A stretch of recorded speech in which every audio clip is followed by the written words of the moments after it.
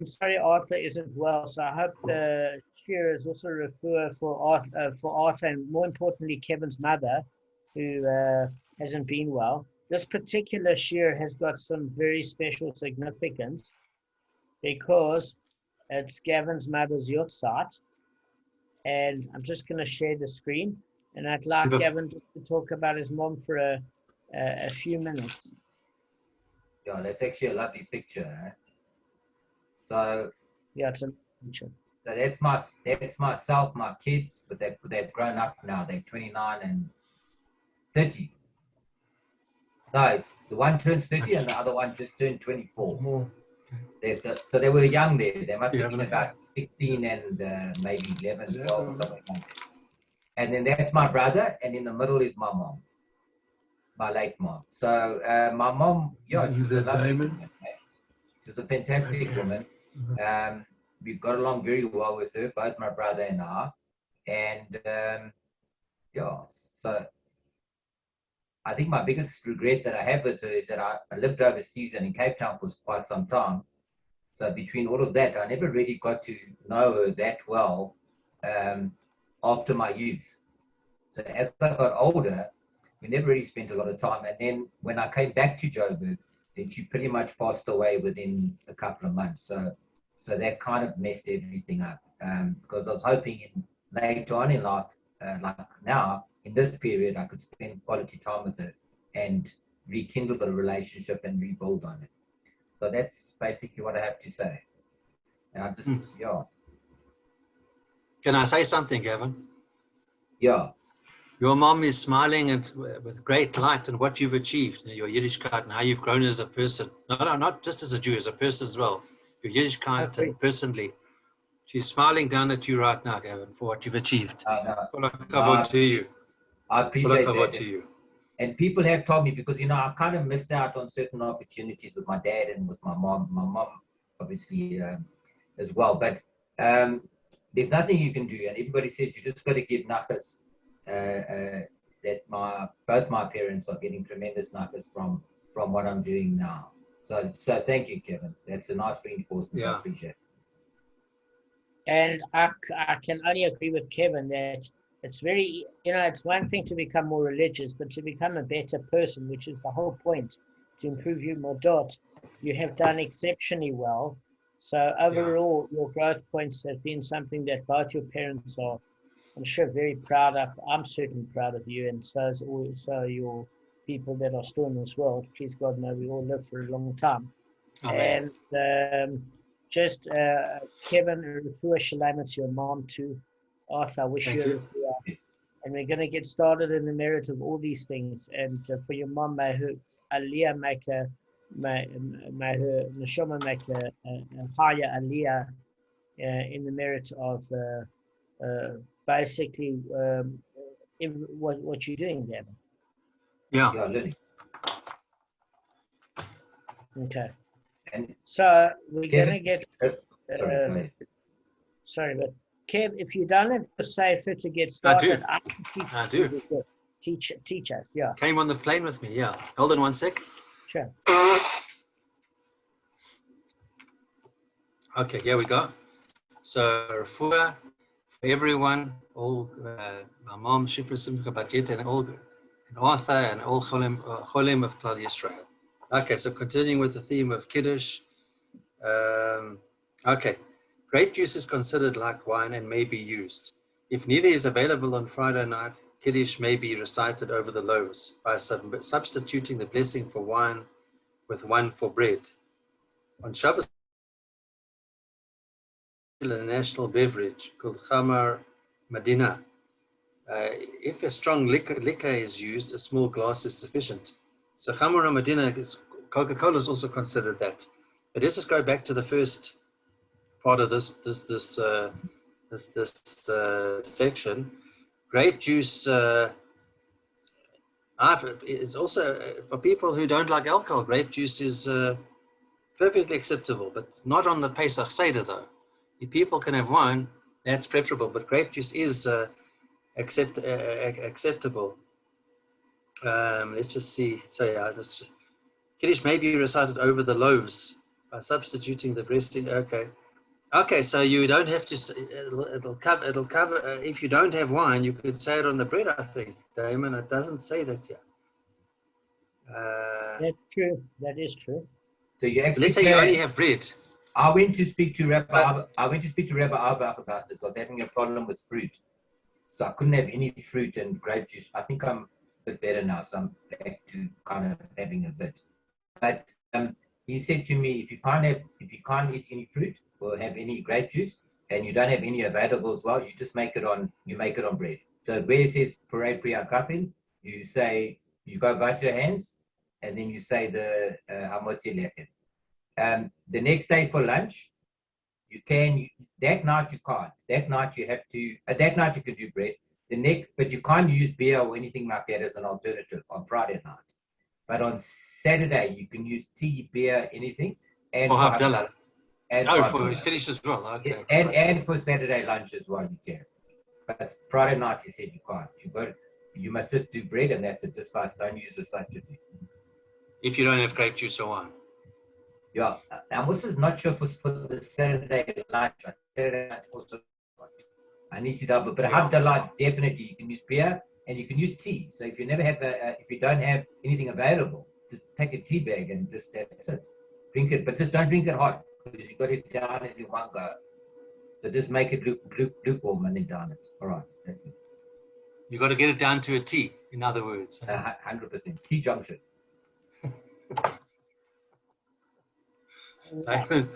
Okay. Okay. Are you ready, guys? Yeah, let's go. All right. Just okay. Let me just. All right. Let me just tell you where we're holding at. Second. All right. What we dealt with yesterday is we were talking about what happens about selling and consecration. Okay, so I'm just going to give you a quick summary. We were in 33b1. Okay, so the Gemara started a brisa and it stated Rav Tachlifa the Westerner taught the following brisa before Rav Abihu. If he sold the live ox, it is not sold. If he consecrated it, it is consecrated. And we said yesterday it's rather confusing. Why is it confusing? Because it's contradictory in terms. So how do we know? Firstly, we don't know who sold the ox. Was it the damaged party or the damager? So if we say, for example, it was the damager, in other words, my ox attacked Arthur's ox, and I sell it. It says here if he sold, it is not sold. Whose opinion is this reflected by, guys? Would you know? Sold or not sold? No, I'm saying, Gavin, there's a brisa that says the following, right? Yeah. It says, look, if it's sold, it's not sold. If it's consecrated, it is consecrated. That's what the brisa says. That's Rabbi Akiva. No. I'm saying, hang on a second. Are you saying it? What's Rabbi Akiva exactly? Because you're saying it, that the sale is not a sale because you're supposed to take it. It's supposed to be shared, and you're supposed to take it immediately as soon as the incident happened. Exactly. Excellent. So we say if it is sold, the live ox is not sold. That does follow the opinion of Rabbi Akiva, because prior to the trial, Gavin is completely right. The transfer of ownership goes directly from the damager to the damaged immediately. And if there obviously, it's not an exact equation like this particular Mishnah, it's still sold immediately and damaged party gets restitution before the trial. There's no delay process. But it seems to be a problem in this brisa because the brisa of Rav Tachlifa that he taught it to Rav Abayu, it's one sentence given. It says if he sold the live ox, it is not sold. If he consecrated it, it is consecrated. And that's not Rabbi Akiva according to the damager. It is about the selling aspect because the transaction hasn't taken place. You're right. If he sold the live ox and it's not sold, that does reflect the opinion of Rabbi Akiva. But if you're saying that you're still speaking about the damager, because you can't say that on one part of the sentence you're speaking about the damager and the other one the damaged, because it doesn't discern. It just uses the word he. So it's not showing a different pronoun. Does that make sense? Yeah.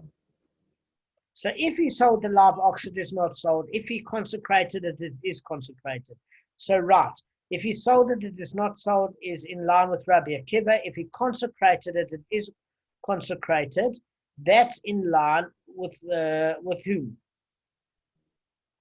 That's in line with Shmuel. What is it? Who we dealing with? Rabbi Ishmael. Ishmael. Ishmael, yes. And the reason it's in line with Rabbi Ishmael is because, why would it be in line with Rabbi Ishmael? If it's consecrated, it is consecrated. Why would it be? You explain it. Somebody I'm eating. Pardon? I'm busy eating. Just move on. No, I know, but this is for your mom. It's important, but. All right, I'll take the pressure off you. I'll give it over. Yeah, sorry, I'm busy. Okay, it's fine. Okay, just ask the question again. Okay, if it is consecrated, it is Yes, consecrated. Yeah. That's who would that hold by the opinion of? No, that is Rabbi Ishmael. Correct. So we're saying that here's the contradiction: is if it is consecrated, it's consecrated. That's Rabbi Ishmael, and he agrees. Why? Because the trial has not taken place. So if the damager consecrates it, it counts. And then Rabbi Akiva, if he said it's sold, it's not sold, it counts because it should have gone to the damaged party. But it's a contradiction because you can't have one brisa that's got the opinion of Rabbi Akiva and Rabbi Ishmael of two contradictory rabbis. That's what the problem is. Maybe it's Rabbi Nachman. No, but they still have to quote who's Rav Nachman in this picture. I think yesterday or the day before you were talking about two other guys. Yeah, we were talking about Rava asking Rav Nachman, but we're not talking about Rav Nachman yet. The reason being is that Rav Nachman was dealing with a different issue of being sold. He didn't mention anything about consecration. So in a nutshell, what we're saying is according to this particular brisa with Rav Tachlifa before Rav Abahu, there's a contradiction in that brisa, meaning that brisa shows shows Rabbi Akiva, and then it shows Rav Ishmael's opinion according to the damages. So we're saying generally a brisa that's quoted by one person has the consistency of one rabbi. Then if we say maybe we're talking about the injured party, you would have a problem. Because if it's sold, it is not sold for the injured party. That would go according to Rabbi Ishmael. Does that make sense? Because the sale hasn't transpired until the court date. So what the brisa then is trying to say is there any way that we can bridge the gap between these two opinions? We're not sure if we're speaking about the damaged or the damager, but either way, they had two contradictory opinions. So is there any way we can get consensus? In other words, agreement between both of them, which is what Gavin's saying here. So there is. So what we're saying is as follows, is that in a limited sense, if it says the damager sold the cow and its rulings are unanimous, it can hold the opinion of Rav Ishmael and Rabbi Akiva. How can it? The ruling is if it's sold and it's not sold is true, even according to the opinion of Rav Ishmael, since the ox is under lien to the damaged party. So we're saying here that Rav Ishmael is explained in two ways, Kevin. Two ways. This is important to note. Number one is that Rav Ishmael said nothing happens until the court date. Okay? But there are those who explain Rav Ishmael saying, even though nothing happens until the court date where the transfer of ownership doesn't take place to the damaged party, there is still a lien on the ox because it's a tum ox.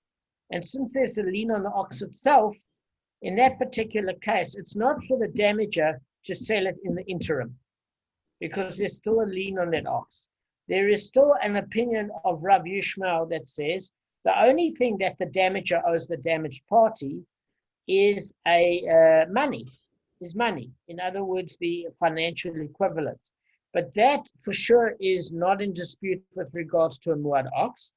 And it might be in dispute in this particular case because the half payment damage was equal to the value of the damaging ox. So in this case, the damaging of the ox itself wouldn't create any further leniency. In a case where the damaging ox is even more puny than the half amount owing, you would definitely have a lien on that ox. There's no question. There's only a dispute when that body doesn't come into play with the leniency. So of those whose opinion of Rabbi Ishmael saying there's still a lien on the ox for money owed on the body of the ox, and it's not just a financial payment, as a creditor, nothing can happen until the trial anyway. The damager can't sell it. And there is, and then obviously that would suit Rabbi Akiva because the damager can't sell an ox. It should be immediately transferred upon goring to the damaged party. So therefore, Rav Yishmael and Rabbi Akiva in a certain sense agree. Now we're going to discuss the consecration aspect. According to the consecration aspect, and we consider the damaged party here, we can say that the damaged party can consecrate it if we're talking about the damaged party, because it is. But according to, if we're talking about the damager consecrating it, how would Rabbi Akiva, do you think, allow it?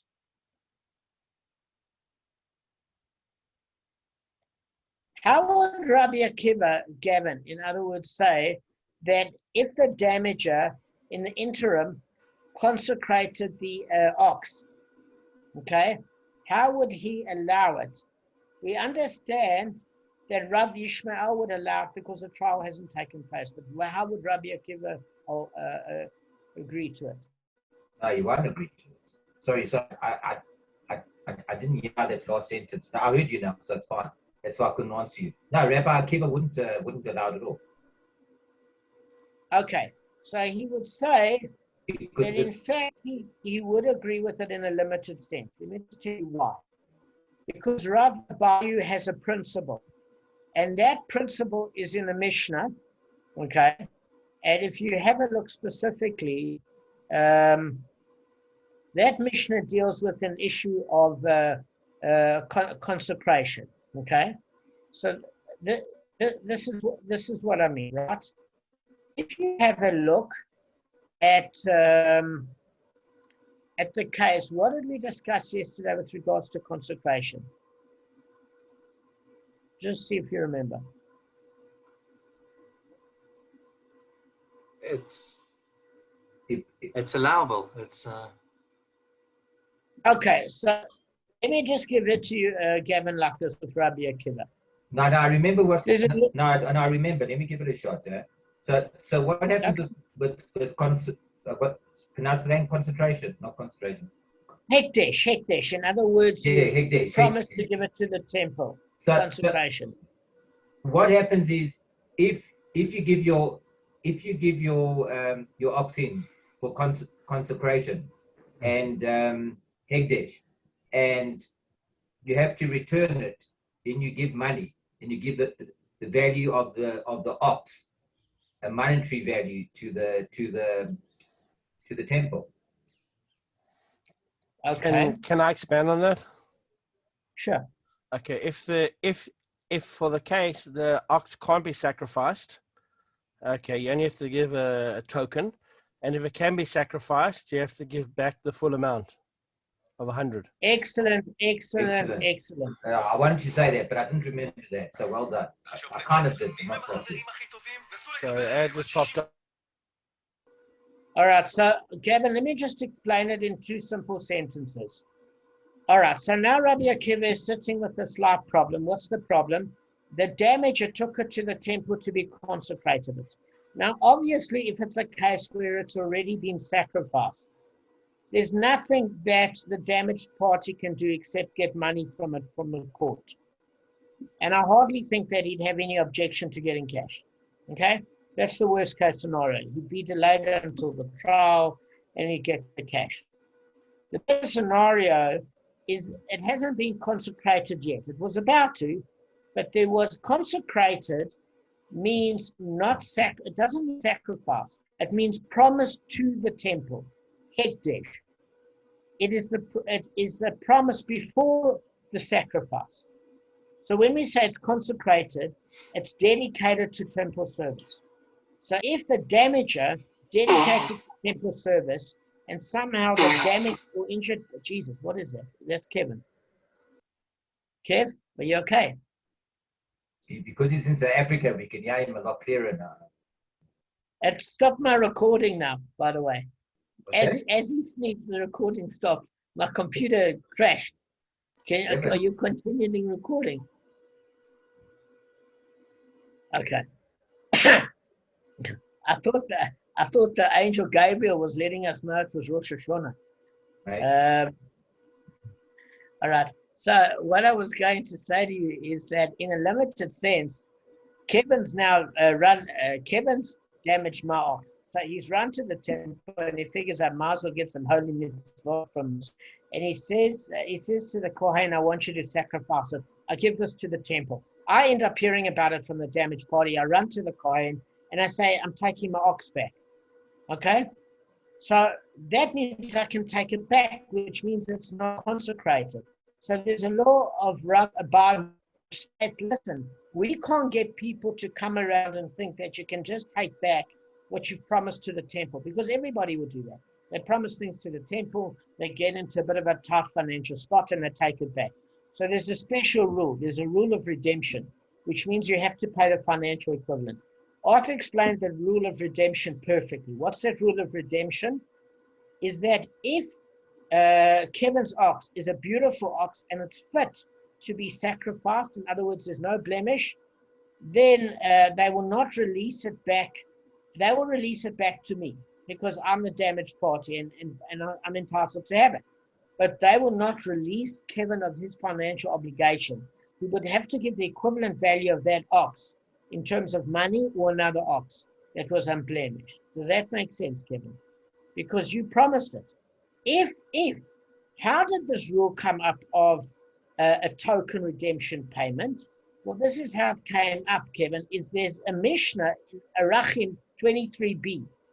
And what happens is there's a discussion by Tosfot that says that sometimes they find out that the animal itself is not worthy of sacrifice because it has a blemish.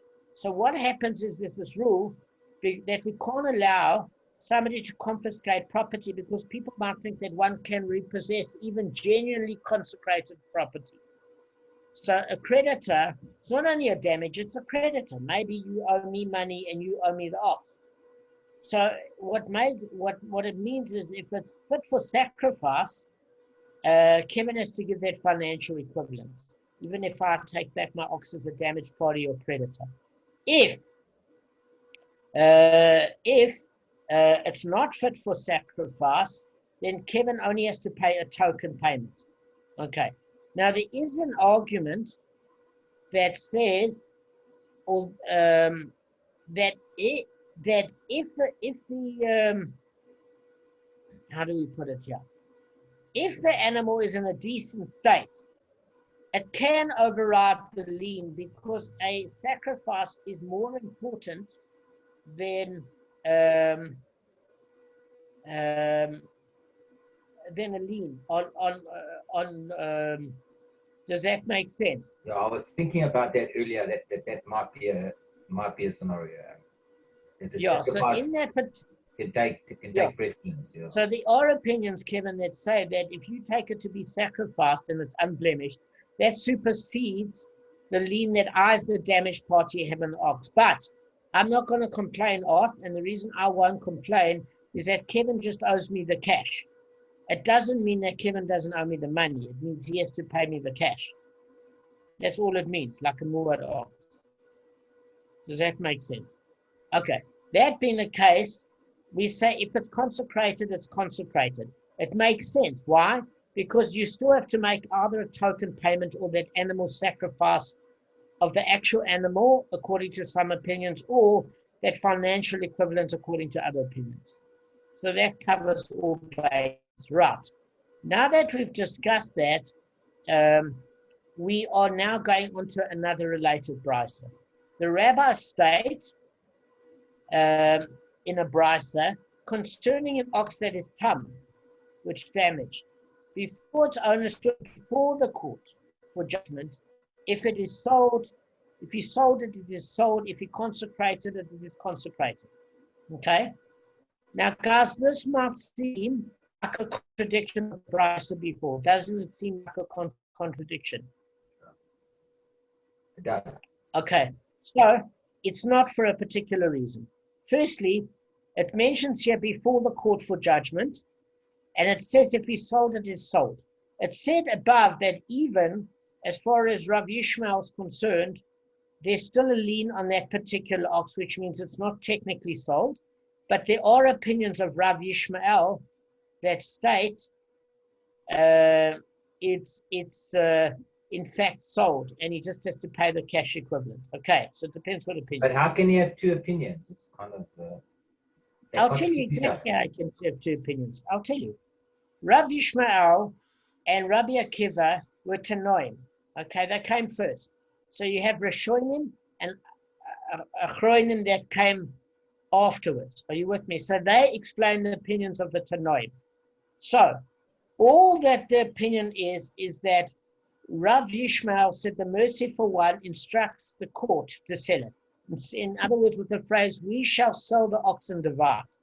So Rav Yishmael said it's the court's instruction. We, as in the judges, are to sell it and divide it amongst the parties about who's owed to what. Rabbi Akiva said we shall sell the ox and divide, is talking about the damaged and the damager. That's their only point of argument. Those that explain them have got two different points of view in Rav Yishmael. They're saying if beforehand the damager tries any shenanigans, he can't, because there's a lien on that particular ox, because it was public knowledge, okay, and it was a tam ox and got a leniency on the body of the animal. There are others that explain Rav Yishmael as saying that the only thing that is owed is money on that ox, and that ox just serves to prove what that ox is worth for the financial equivalent. Does that make sense? I'd say it doesn't have two opinions. It's just it's other people that explaining that came later. Him, and they have a different opinion of what he said. Correct, and they came later. That's correct. All right, 100%. Got it now. Thank you. Sorry about that. Fine, no problem.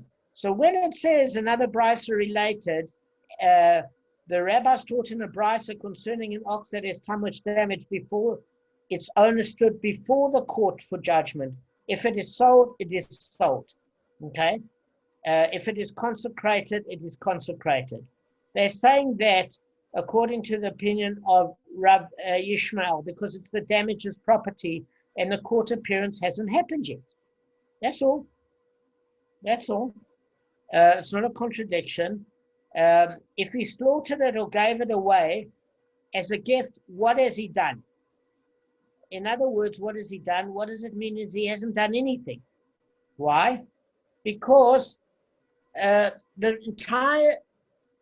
dealing with the case where the damager sold or consecrated the ox, and this is before the trial. This is according to the explanation of Tos Rabbeinu Peretz and Rashi. Okay? So only the Mahasha and Rashba said that he cannot sell the ox before it would seem because of the lien aspect, but I need to clarify. I'm not sure. I need to clarify. So anyway, what we're saying is if it's sold, it's sold. If it's consecrated, it's consecrated. If he slaughtered it or gave it away as a gift, what has he done? This was before the trial. However, after he stood before the court, before the judgment, if it's sold, it is not sold. If it is consecrated, it is not consecrated. If he slaughtered it or gave it away as a gift, he has done nothing. Okay? So what we are saying here is just two very simple things. Gavin had explained it in a complicated way. Before the trial, according to Rav Yishmael, it's the damages. He can sell it, he can consecrate it, he can slaughter it, he can give it away as a gift. What he's done, he's done. Okay? And then he just owed the financial money for it. That's all. That's all. If it happens after the case, he cannot sell it, he cannot consecrate it, the damager, he cannot slaughter it, and he cannot give it away as a gift. That's all it's saying. Now, this is where the complicated part comes. If creditors of the damager preceded the damaged party and collected it in payment of their own debts, whether he incurred the debts before the damaged ox damaged or damaged before he incurred the debts, they have done nothing. They must forfeit the ox to the damaged party.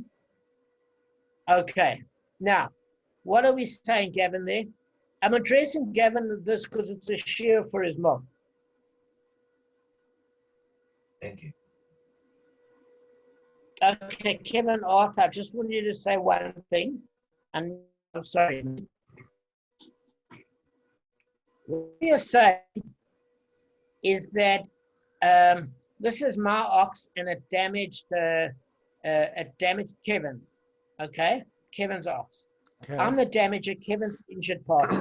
My ox damaged Kevin's ox. Okay?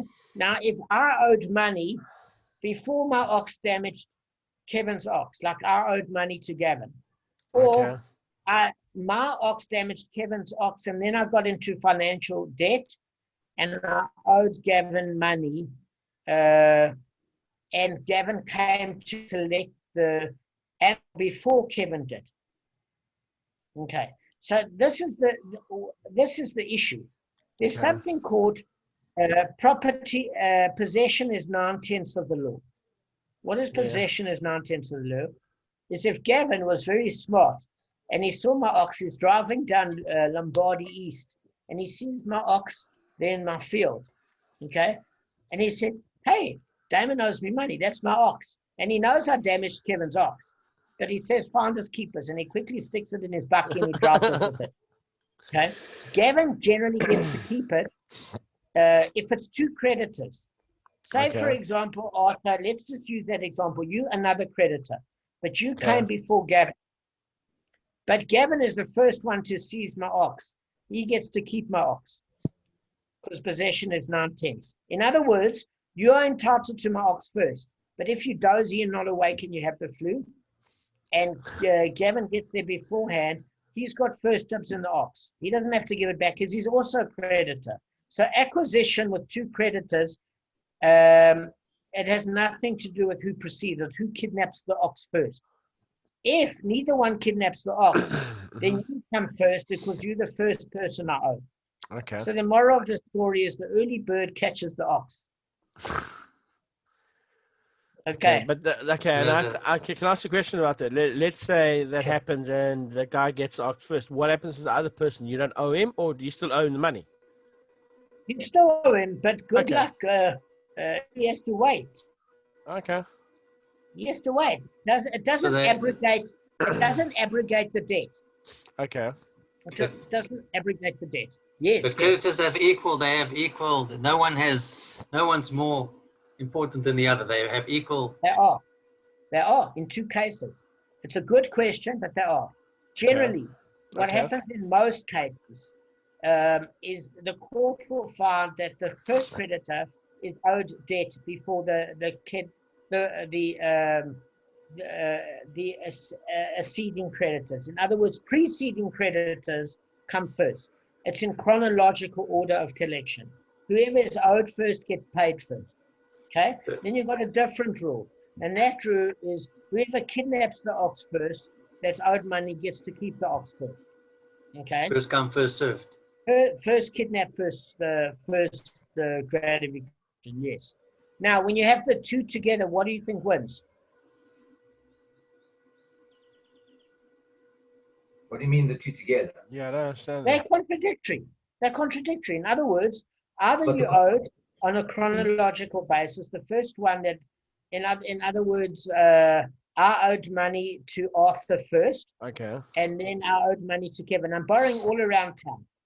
Okay. So the kidnapping is out of sync. That's what you're trying to say. Absolutely. Yeah, no, no. What I'm saying is with the it. kidnapping comes first, because even though I owe Arthur the money first, if neither of you manage to kidnap my ox, the ox will be awarded to Arthur first, because he's the first person I owe money to, and then the second and the third, etc., in order.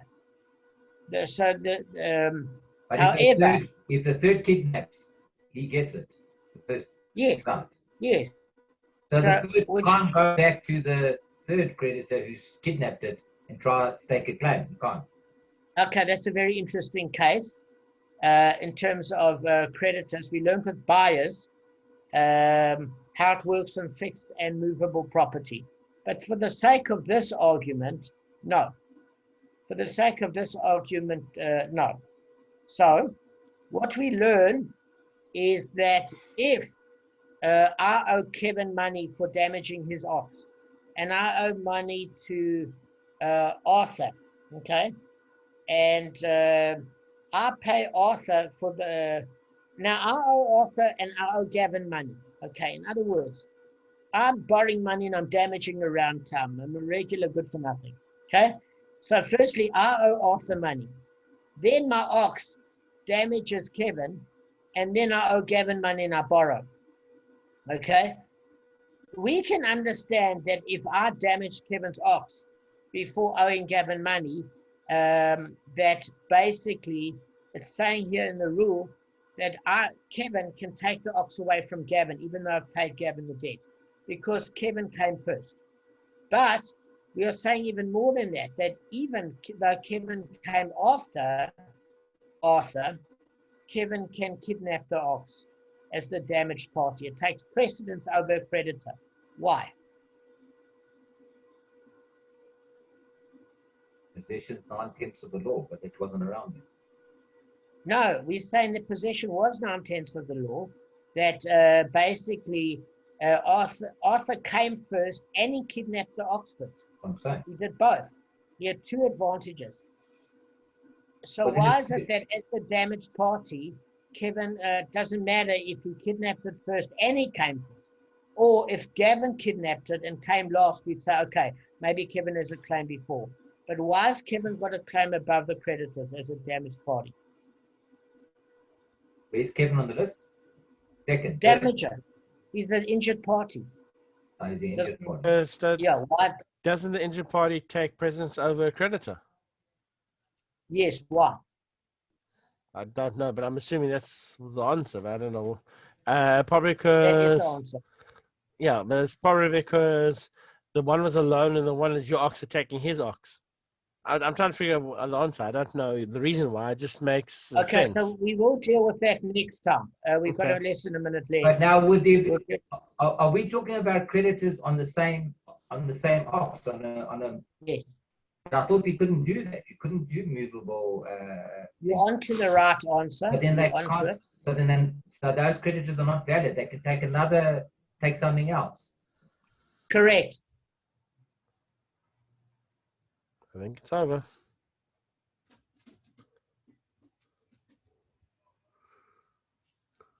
What happened here?